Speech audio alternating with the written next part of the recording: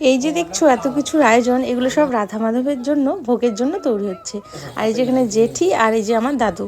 আমার বিয়ের 2 বছর পর আমাদের বাড়িতে আসলো। কত বলি যে দাদু আসো, ঘুরে যাও ঘুরে যাও, দাদু বলে আসবো আসবো করে পরে ফাঁকি দেয়, আসে না। এবার আর ফাঁকি দেয়নি, যাই হোক চলে এসে। আসলে দাদু তো বৈষ্ণব মানুষ, বাড়িতে তো থাকে না। উনি সেই ইস্কন মন্দিরে কয়েক বছর ছিল, তারপর বৃন্দাবন এদিকে ওদিকে ঘুরেই বেড়ায়।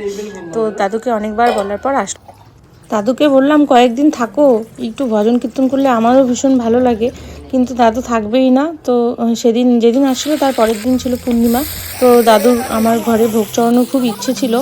তো সেই জন্য এই যে প্রস্তুতি, বর বাজার টাজার করে দিয়ে গেল। আর এই রান্নাবান্না সব হচ্ছে জেঠির নিরামিষ ভাগের মধ্যে। আর আমি তো সবসময় নিরামিষ খাই না, সেই বৃহস্পতিবার শনিবারই শুধু খাওয়া হয়। কিন্তু জেঠি তো সারা বছর নিরামিষ খাই, তাই এখানে করলে একটু সুবিধা হবে। আর আমার আবার সব কিছু আবার বের করে রেডি করতে হবে, তাই জেঠি বললো যে আমার এখানেই করুক। তো এখানেই সব কিছু রান্নাবান্না চলছে দেখো। তো এই যে এখানে পায়েসটাও রেডি হয়ে গেছে। আর ওদিকে হচ্ছে নাবড়া। তো বিভিন্ন রকমের সবজি দিয়ে এখানে একটা নাবড়া করছে।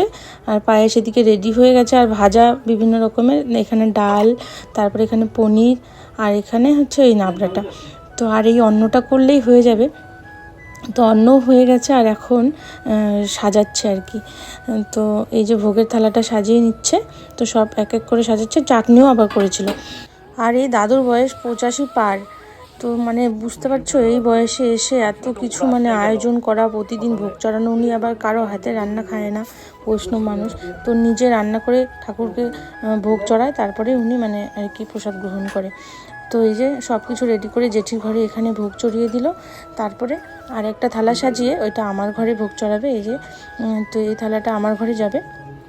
তো আমার ঘরেও দাদু ভোগ চড়িয়ে দিল।